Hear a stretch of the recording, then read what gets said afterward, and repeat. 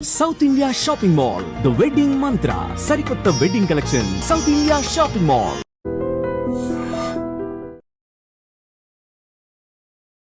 Hi hello నమస్తే welcome back to our channel. నేను మీ వైషు.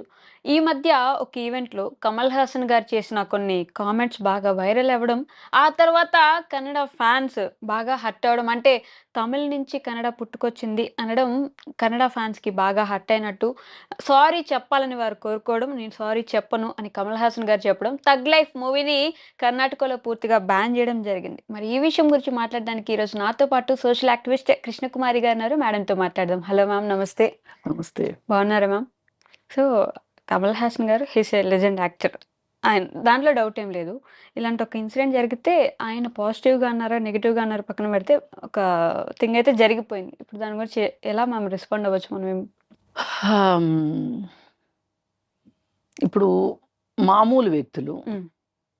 ఎలా మాట్లాడినా వాళ్ళ సమూహాల్లో రైట్. నడిచిపోతది. కరెక్ట్. ఒక బాధ్యతాయుతమైన వ్యక్తులు హ్మ్. ఒక మైక్ ముందుకొచ్చి, ఒక వేదిక మీద మాట్లాడేటప్పుడు కొంచెం జాగ్రత్తగా మాట్లాడాలి. కరెక్ట్. ఎందుకంటే ఇప్పుడు మామూలు మనుషులు మాట్లాడే మాటలు హ్మ్. చాలా వ్యక్తిగతంగా ఉంటాయి. మంచి జరిగినా, చెడు జరిగినా వ్యక్తిగతంగా అయిపోతది. కరెక్ట్. కానీ సమూహాల్లో మాట్లాడేటప్పుడు, హ్మ్. అందున స్టేజీ పైన మాట్లాడేటప్పుడు అవి ఒక్కరితోటి ఎండ్ అయ్యేవి కాదు. ఎండ్ అవ్వవు. హ్మ్. మీతో పాటు చాలామందికి అవి చుట్టుకుంటాయి. కరెక్ట్. మంచి మాట ఎంత ఇంపాక్ట్ ఇస్తదో, హ్మ్. మంచి మాట ఒక మంచి ప్రచారాన్ని తీసుకురాదో తెలీదు గానీ, ఒక చెడు మాట మట్టుకు హ్మ్. చాలా ప్రచారాన్ని తీసుకొస్తది. అది కూడా వెంటనే తీసుకొస్తది. వెంటనే దావానలు అలాగా వెళ్ళిపోతది. అసలు వివాదం ఏంటి అని చూసుకుంటే, కమల్ హాసన్ గారు హ్మ్. 'తగ్ లైఫ్' అనే ఒక ఈవెంట్‌లో మాట్లాడుతూ కన్నడ భాష తమిళం నుంచి పుట్టింది అని జెప్పారు. హ్మ్. అది కన్నడ వాళ్ళకి నచ్చల. రైట్. నచ్చనప్పుడు ఈయన ఆయన మాట్లాడిన దాన్ని హ్మ్. సాధికారింగంగా నిరూపించటమైనా రావాలి. రైట్. లేదు అంటే, అరె! మీరు బాధపడ్డారా? హ్మ్. బాధపడకండి. నేను ఒక వరవడిలో మాట్లాడేశాను అని హ్మ్. అంటే, మన కిరీటాలేమి రాలి కింద పడిపోవు. కరెక్ట్. మన భుజకీర్తులేమి హ్మ్. మాయమైపోవు. అవును. కానీ కమల్ హాసన్ గారు అలా చేయకుండా, హ్మ్. ఆయన సాధికారంగా నాకు ఆ విషయం తెలుసు. హ్మ్. నేను మాట్లాడింది కరెక్టే. హ్మ్. కాబట్టి నేను సారీ చెప్పను అన్నట్లుగాను మాట్లాడట్ల. రైట్. సారీ చెప్పను అని మాత్రమే మాట్లాడుతున్నారు. హ్మ్. కానీ అసలు విషయానికొస్తే వాస్తవం ఏంటి అని చూసుకుంటే, మన తెలుగు, హ్మ్. కన్నడ, తమిళం, మలయాళం హ్మ్. ఈ 4 భాషలు కూడా మళ్ళీ దీంట్లో చాలా యాసలు, హ్మ్. చాలా ఇంకా చిన్న చిన్న ప్రాంతాలకు హ్మ్. సంబంధించిన ఉపభాషలు ఉన్నప్పటికీ కూడా, హ్మ్. ఈ ప్రధానమైన 4 భాషలు ఒక తల్లి బిడ్డలు. కరెక్ట్. రైట్. ఆ తల్లి ఎవరు అంటే ద్రావిడ మూలం.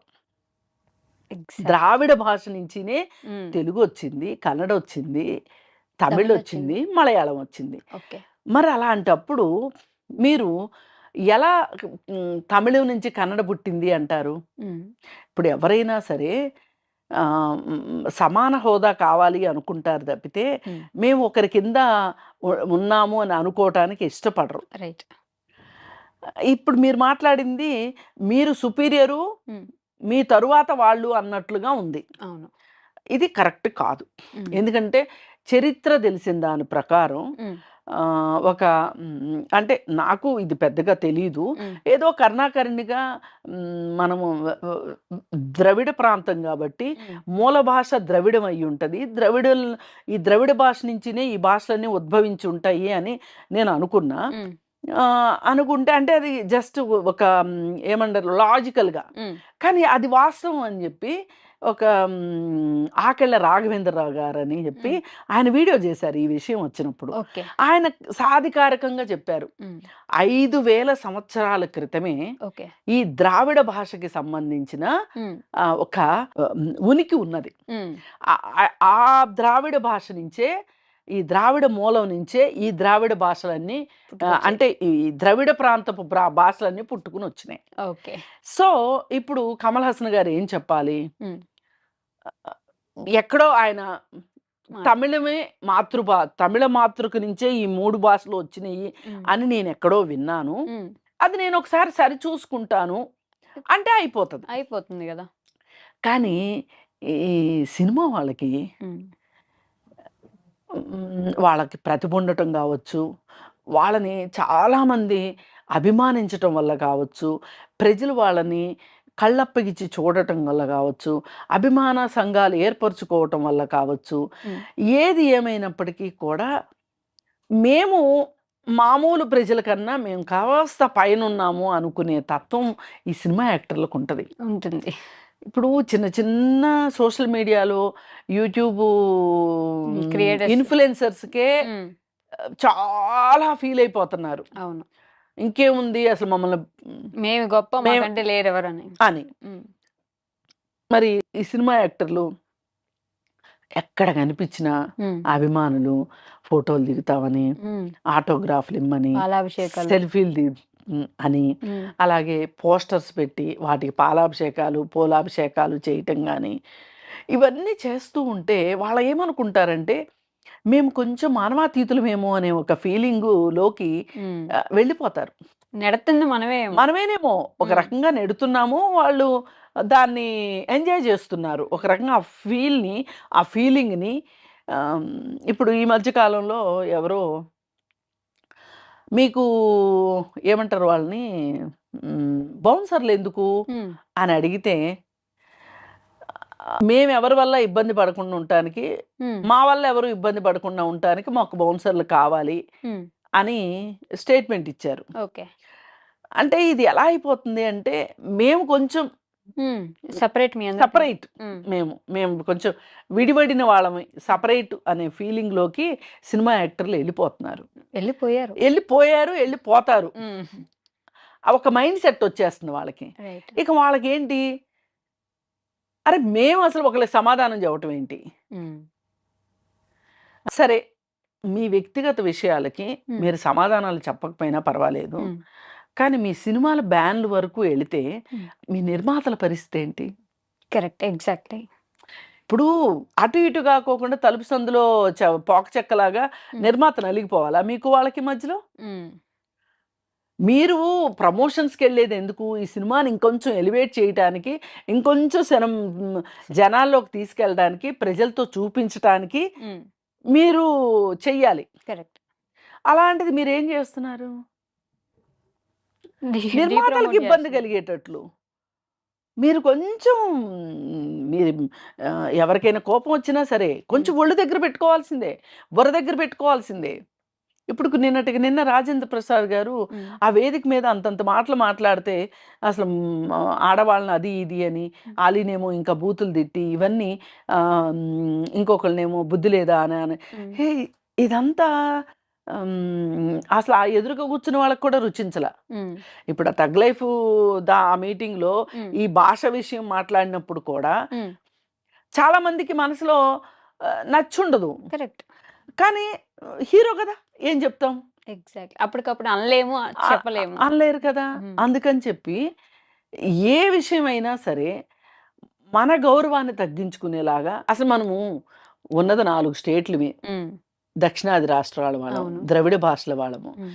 ఈ మన 4 భాషల మధ్యనే మనకు ఐకమత్యం లేకపోతే, ఈ 4 రాష్ట్రాల మధ్యలో ఐకమత్యం లేకపోతే, హ్మ్. మనం ఇంకా నార్త్ వాళ్ళు ఎన్ని రాష్ట్రాలున్నాయి, బోలెడు రాష్ట్రాలున్నాయి, అవును. బోలెడు భాషలున్నాయి. ఆళ్ళతోటి మనం అసలు ఎక్కడ నెగ్గుకు రాగలం? హ్మ్. అసలు ఆ సినిమా ఈవెంట్‌లో సినిమా ప్రమోట్ జేసుకోవచ్చు గదా! కామ్‌గా అయిపోయుండేది. ఇప్పుడు ఇబ్బందేం ఇక్కడ ఉండేది 2 గాదు. ఇబ్బందులు. హ్మ్. అవునన్నా, కాదన్నా మనం ద్రవిడులం కలిసికట్టుగా ఉండాలి. ఒక కుటుంబం వాళ్ళం మనం. హ్మ్. అది దానికి తిలోదకాలు ఇచ్చి మనలో మనమే కొట్టుకుని చావటం. ఇప్పటికే కర్ణాటకకిన్ను తమిళనాడుకి కావేరీ జలాల విషయంలో పచ్చగడ్డేస్తే బొగ్గుమంటా ఉంటుంది.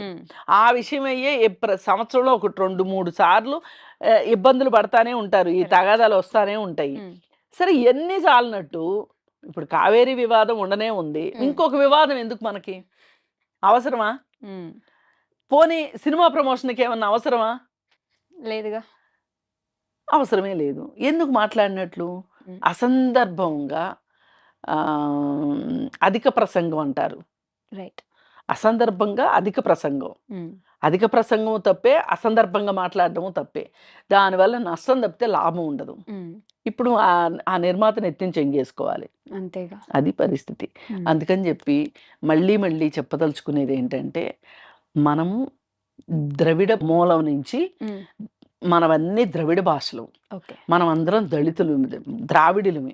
ఈ 4 రాష్ట్రాలు అంటే ఇప్పుడు కొత్తగా 5వ రాష్ట్రం అనుకోండి, కానీ 5వ రాష్ట్రం అయినా మాట్లాడేది తెలుగే కాబట్టి ఈ 5 రాష్ట్రాల వాళ్ళవి, 4 భాషల వాళ్ళవి మనము ద్రవిడులము, మనం కలిసికట్టుగా ఉండాలి. అంతే. Okay ma'am, thank you so much. Thank you.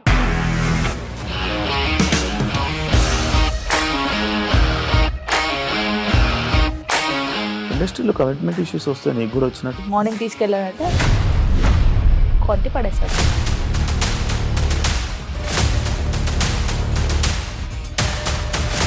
ఒక్కళ్ళు కూడా చూడలేదు ఈ సినిమా అని చెప్పడానికి కూడా చాలా ధైర్యం కావాలి. అది నిజం కదా, దాంట్లో ధైర్యం ఏంటి? ఇది నెక్స్ట్ డే ప్లేట్ మార్చేస్తే తప్పు కదా. As of now we are comfortable this అని నేను అనుకుంటున్నాను. రష్మిక గారిది మీది ఒకే ఊరు అంట కదా? నీకు కోపం వచ్చిందంటే బాగా తిట్టేత్తరా? తిట్టేద్దామండి.